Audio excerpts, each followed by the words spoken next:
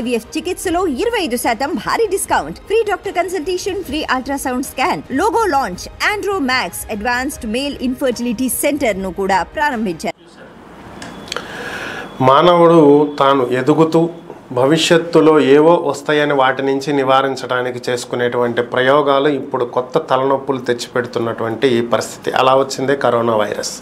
ఏవో వైరస్లను అడ్డుకోవడానికి చేసినటువంటి వైరాలజీ ల్యాబ్లో చేసినటువంటి ప్రయోగం కారణంగా వచ్చిందే కరోనా వైరస్. ప్రపంచం మొత్తాన్ని 2 ఏళ్ల పాటు స్తంభింపజేసినటువంటి ఈ వైరస్ అది. దాని ఎంతోమంది ప్రాణాలు బలిగొన్నటువంటి వైరస్. ఇప్పుడిప్పుడే దాని నుంచి అంతా బయటపడుతున్నారు.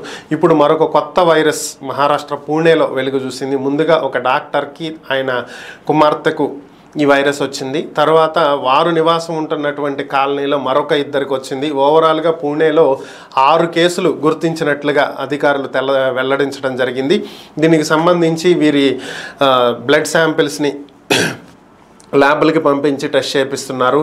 మొత్తం 6గురికి ఈ వైరస్ సోకిందని, ఇందులో 2 గర్భవతులు ఉన్నారని, ఈ వైరస్ సోకితే గర్భవతులకి చాలా ప్రమాదం అని చెప్పి, లోపల ఉన్నటువంటి శిశువు మీద ఇది చాలా ఎఫెక్ట్ చూపిస్తుందని, సాధారణంగా ఉండాల్సినటువంటి పరిమాణం కంటే కూడా తగ్గిపోవటం, తల చిన్నదైపోవటం, ఇలా రకరకాలైనటువంటి దుష్ప్రభావాలు దీనివల్ల ఉంటాయి అని చెప్పి వైద్య నిపుణులు తెలియజేస్తున్నటువంటి పరిస్థితి. దీన్ని జికా వైరస్ అంటారని, ఇది 1952లో ఉగాండాలో మొట్టమొదటిసారిగా ఇది రావటం జరిగిందని, మరలా ఇండియాలో ఇప్పుడే దీన్ని చూస్తున్నామని, దోమల వలన ఇది చాలా ఎక్కువగా వ్యాప్తి చెందేటువంటి అవకాశం ఉంటుందని, కాబట్టి చాలా జాగ్రత్తగా ఉండాలని చెప్పి శాస్త్రవేత్తలు తెలియజేస్తున్నటువంటి పరిస్థితి.